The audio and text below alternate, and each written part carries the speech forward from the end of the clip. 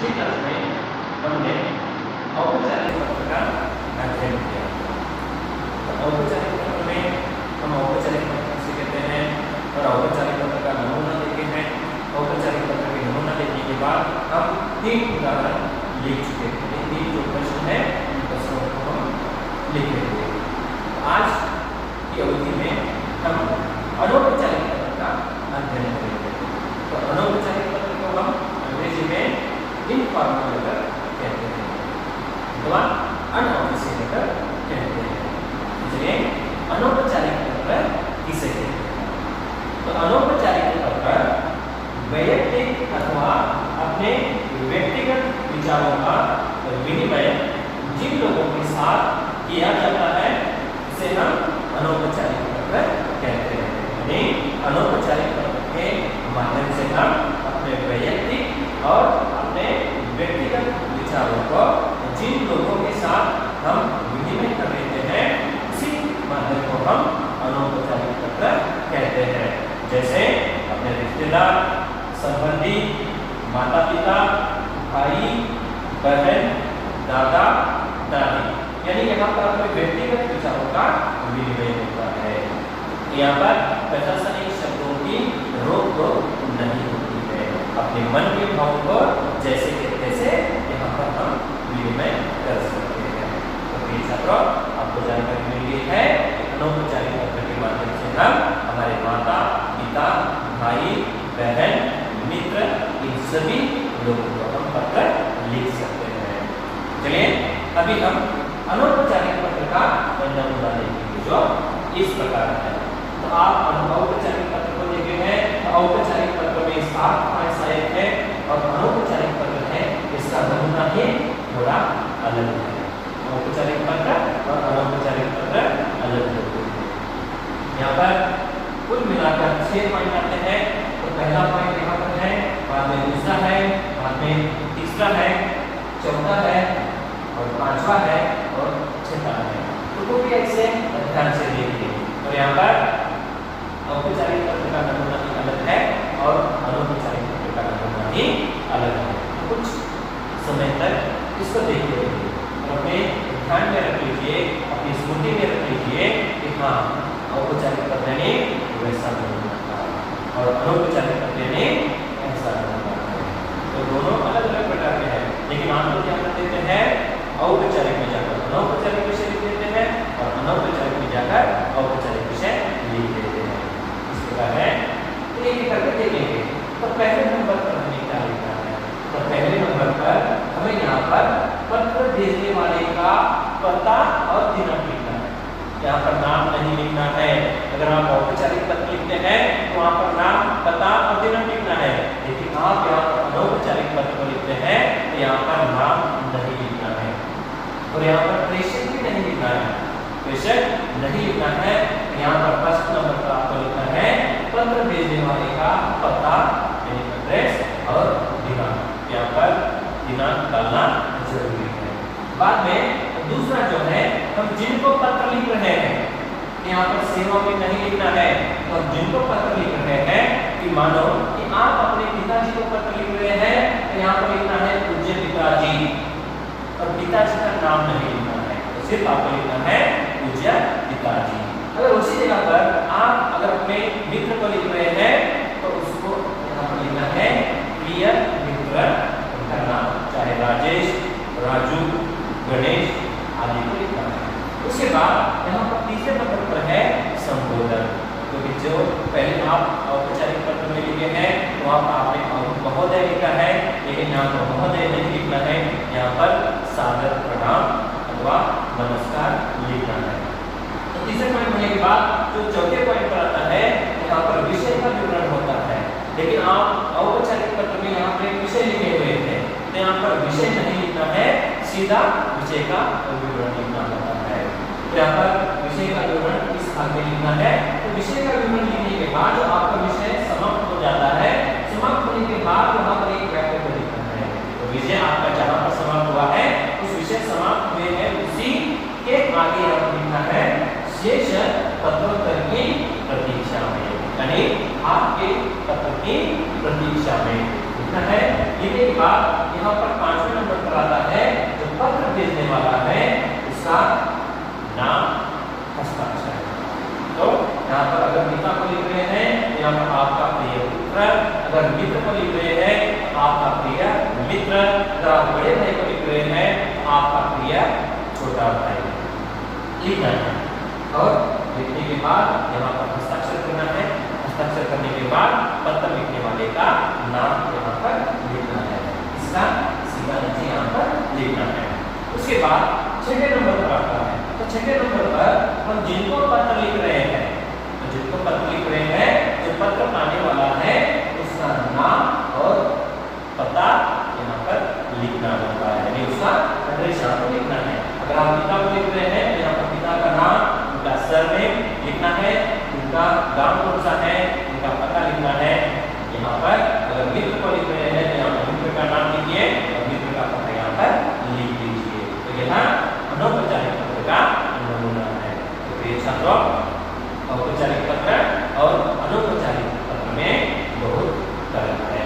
यहाँ पर पहले नंबर पर पत्र भेजने वाले का पता और दिनांक लिखना है। दूसरे नंबर पर जिनको पत्र भेज रहे हैं उनके बारे में लिखना है। तीसरे नंबर पर संबोधन देना है, जैसे कि सभी नमस्कार हो, नमस्ते हो लिखना है। बाद में चौथे नंबर पर है विषय का तो विवरण वहाँ पर लिखना है। तो बाद में यहाँ पर विषय विवरण समाप्त होते ही उसी के वाक्य में लिखना है शेष पत्रोत्तर की प्रतीक्षा में। ये होने के बाद 5वें नंबर पर आता है जो पत्र भेजने वाला है उसका हस्ताक्षर और नाम यहाँ पर लिखना है। उसके बाद 6वें नंबर पर हम जिनको पत्र भेज रहे हैं यानी पत्र पाने वाले का नाम और पता यहाँ पर लिखना होता है। चलिए, आपके व्याकरण भाग में कौन से है प्रश्न उसको हम लिखते हुए जाएंगे। यहाँ पर ध्यान दीजिए, इस पर ध्यान देते हुए तो यहाँ पर कुल मिलाकर 6 पॉइंट्स आते हैं, लेकिन औपचारिक पत्र में 7 पॉइंट्स आते हैं। यहाँ पर प्रेषक नहीं लिखना है, यहाँ पर सेवा में नहीं लिखना है, यहाँ पर विषय नहीं लिखना है, सीधा विषय का विवरण होता है। तो देखिए यहाँ पर एक उदाहरण है।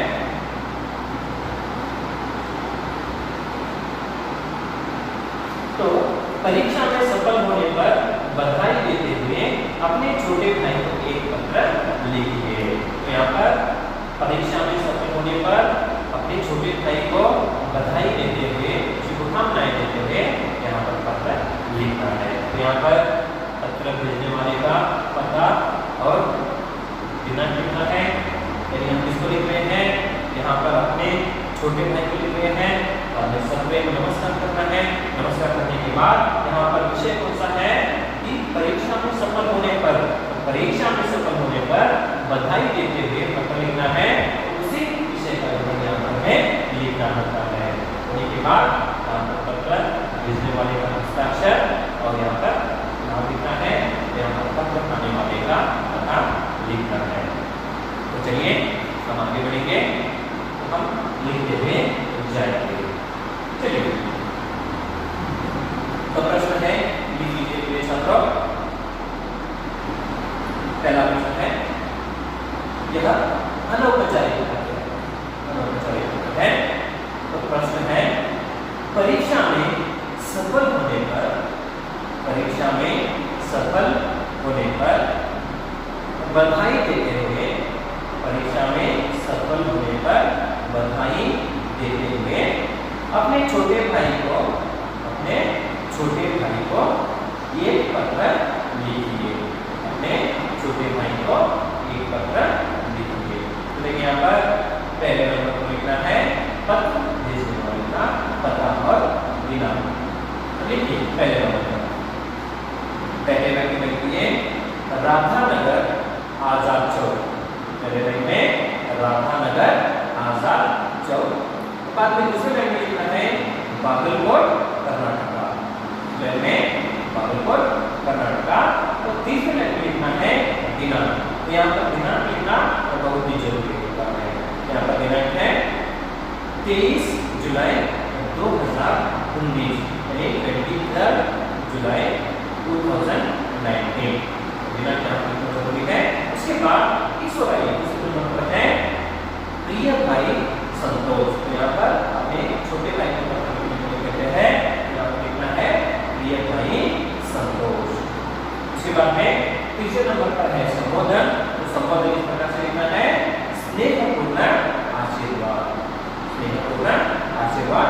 बाद यहाँ पर चौथे नंबर पर है जो विषय का विवरण है, इस प्रकार है। तो यहाँ पर विषय का विवरण लिखिए, यह समाचार सुनते हुए, यह समाचार सुनते हुए मुझे बहुत ही आनंद होता है कि, यह समाचार सुनते हुए मुझे बहुत ही आनंद होता है कि तुमने इस बार परीक्षा में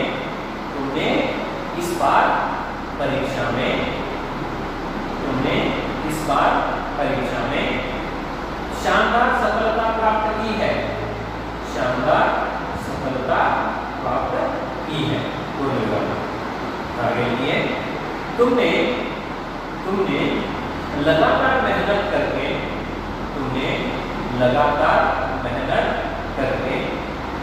90% अंक पाकर 90% अंक पाकर महाविद्यालय का नाम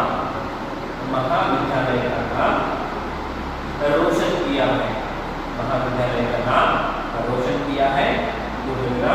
आगे लिखिए, यदि तुम इसी प्रकार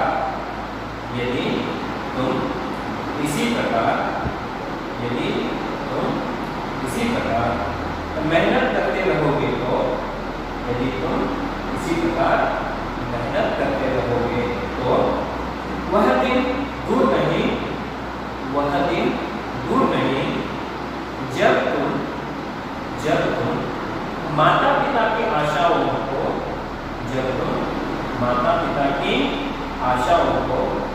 पूर्ण करोगे,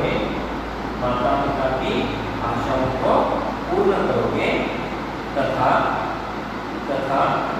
जीवन में सफल बनोगे।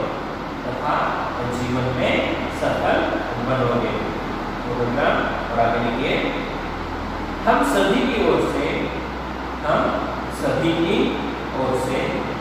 तुम्हें ढेर सारी शुभकामनाएं। और आगे लिखिए, माता पिता की ओर से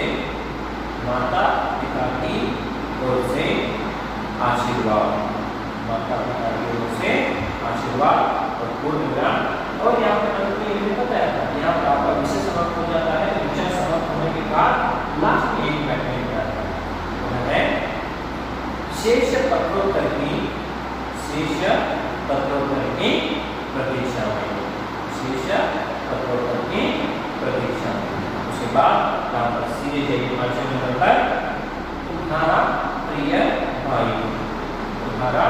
प्रिय भाई बाद में हस्ताक्षर कीजिए। हस्ताक्षर करने के बाद नीचे नाम लिखिए, नागराज देसाई। उसके बाद इस को लिखिए जो छठे नंबर पर है। तो आप जिसको पत्र लिख रहे हैं उसका पता यहाँ पर लिखना है, यानी पत्र पाने वाले का पता यहाँ पर आता है। यहाँ पर छठे नंबर पर लिखिए, पहले लाइन में संतोष देसाई, दूसरी लाइन में दया छात्रावास, तीसरी लाइन में शांति नगर धारवाड़। उसके बाद में लास्ट लाइन में लिखिए कर्नाटका। उसके आगे लिखिए पिन कोड 587 206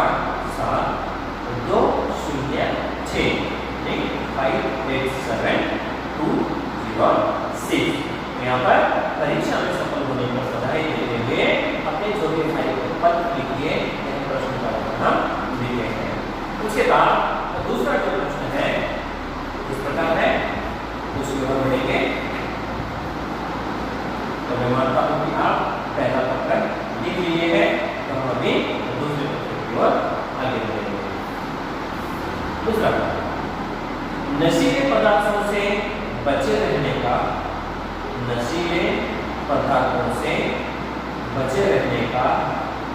निर्देश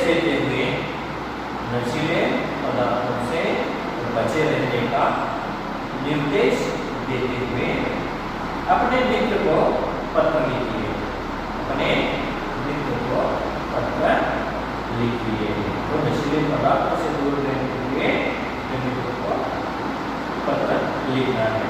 चलिए पहले नंबर पर लिखना है आजाद नगर राधा निवास। वहां पर पहले नंबर लिखना है आजाद नगर राधा निवास। दूसरी लाइन में इलाहाबाद उत्तर प्रदेश, इलाहाबाद उत्तर प्रदेश।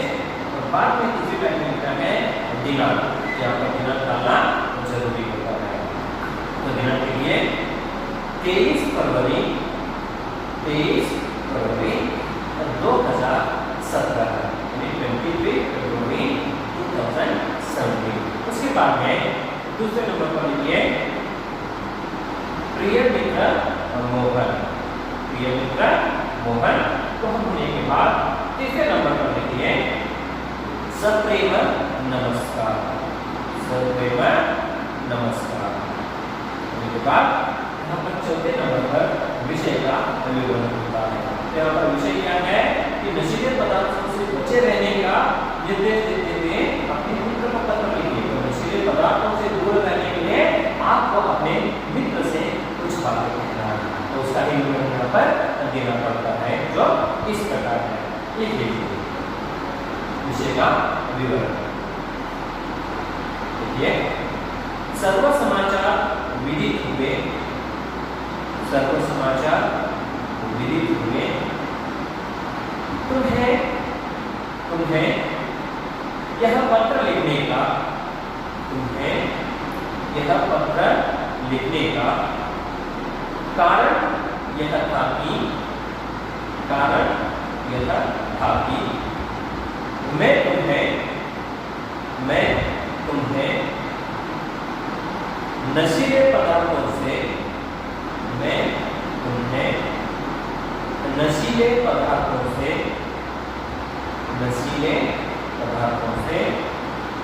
दूर रहने का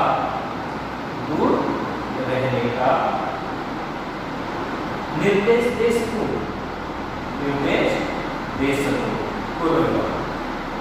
और आगे लिए प्रिय मित्र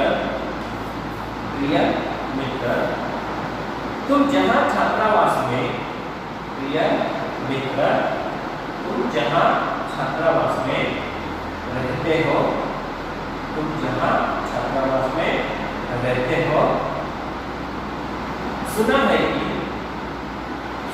कि वहां कई लड़के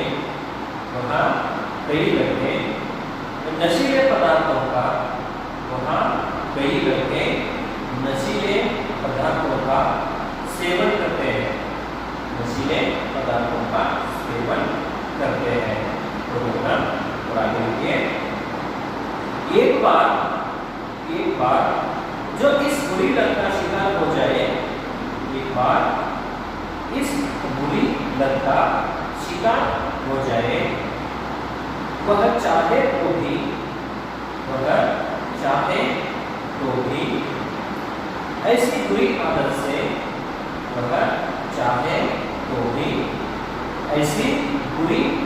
से, बाहर न आ पाएगा। इसी बात की चेतावनी देने के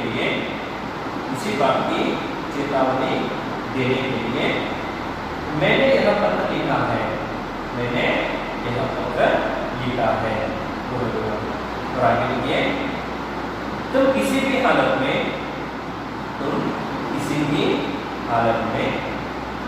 इस प्रलोभन से दूर रहकर स्वास्थ्य जीवन व्यतीत करोगे। तो आपका विषय समाप्त होने के बाद लास्ट में एक लाइन कहा था, तो उसको लिखिए शेष पत्रोत्तर की प्रतीक्षा में, उसके बाद यहाँ पर पांचवें पत्र पर लिखिए तुम्हारा प्रिय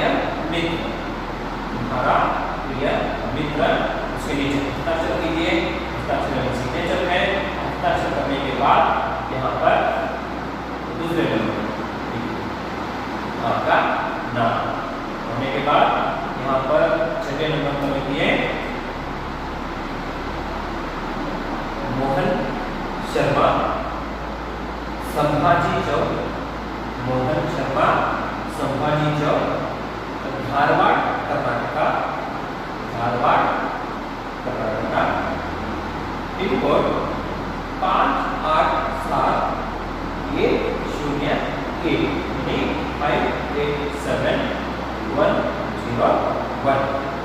छात्रों आपके लिए यहाँ पर अनौपचारिक का विवरण दे चुके हैं। तो आज की कक्षा में हमने अनौपचारिक पत्र के बारे में जानकारी प्राप्त कर चुके हैं। तो हम आज अनौपचारिक पत्र किसे कहते हैं, तो अनौपचारिक पत्र का नमूना है, उसके बारे में हम अध्ययन किए हैं। और यहाँ पर आपको दो अनौपचारिक पत्र के उदाहरण दिखाए हुए हैं। तो आप यहाँ पर नमूने पर पहले ध्यान दीजिए। आपको यह बात याद रहना चाहिए कि अनौपचारिक पत्र कैसा होता है। तो आपको कौन से विषय देते हैं, तो आपके लिए यहाँ पर दो विषय दिए हैं कि यहाँ पर अपने छात्रावास से लिखना है, तो अपने पिताजी को लिखना है, अपने भाई को लिखना है, अपने बहन को लिखना है, अपने माता को लिखना है। जो भी विषय आपको है तो आप आसानी से लिख सकते हैं। सबसे पहले आपको पत्र लिखते समय पत्र कैसे लिखा जाता है, पत्र का नमूना कैसा है, औपचारिक पत्र का नमूना कैसा है और अनौपचारिक पत्र का नमूना कैसा है, इसके बारे में आपको पूरी जानकारी होना चाहिए, तभी आप आसानी से पत्र को लिख सकते हैं। तो अनौपचारिक पत्र इस प्रकार है। आप घर में जो भी आपको पढ़ाया गया है, जो अनौपचारिक पत्र है, इसी नमूने को लेकर आप एक पत्र लिख लीजिए। आप एक पत्र लिखिए, वहाँ पर आप आपका ही नाम दिए और आप अपने पिता को लिखिए या आप अपने भाई को लिखिए या अपने मित्र को लिखिए। तो आपके लिए मैंने अभी दो उदाहरण दिखाए हैं, तो उसी उदाहरण को आप अपने नाम से लिखिए, अपने नाम से। और वहाँ पर विषय अपने मन का विषय अपने मन का लिखिए, आप परफेक्ट हो जाएंगे। आप परीक्षा में अगर कैसे भी प्रश्न आते हैं तो आप आसानी से उसको लिख सकते हैं। तो मैं मानता हूँ कि आप लोगों को पत्र लेखन के बारे में जानकारी अच्छी तरह से प्राप्त हो चुकी है। हम औपचारिक पत्र के बारे में और अनौपचारिक पत्र के बारे में भी जानकारी हासिल कर चुके हैं। उसी के साथ आप औपचारिक पत्र के जो उदाहरण मैंने दिखाया है, उसी प्रकार आप भी अपने मन के हिसाब से पत्र लिख लीजिए। आप आराम से पत्र लेखन के बारे में लिख सकते हैं। अगर इसी विषय से संबंधित आपको और भी कुछ जानकारी मिलना चाहिए तो आप हमसे कभी भी मिल सकते हैं, अपना संदेश भेज सकते हैं। ध्यान के लिए इतना बस है, तो आप अच्छे से पढ़ाई करते रहिए, क्योंकि यह कोरोना की बीमारी आकर सभी लोगों को बहुत ही परेशान कर चुकी है। आप सामाजिक दूरी बनाए रखिए और मास्क पहनना कीजिए और सैनिटाइजर का इस्तेमाल कीजिए। तो यह बीमारी ही ऐसी है, हम जितने दूर रहते हैं उतना ही हम आराम से रह सकते हैं। तो सामाजिक आदर्श कीजिए। जान है तो जहान है, अगर जान ही नहीं रही तो हम बाकी सब नहीं कर पा रहे हैं। इसलिए छात्रों, आप कृपया अपने आरोग्य के ऊपर ध्यान रखिए। थोड़ी भी अगर ये बीमारियाँ होती हैं, सर्दी जुकाम होते हैं, तो कृपया आप डॉक्टर की सलाह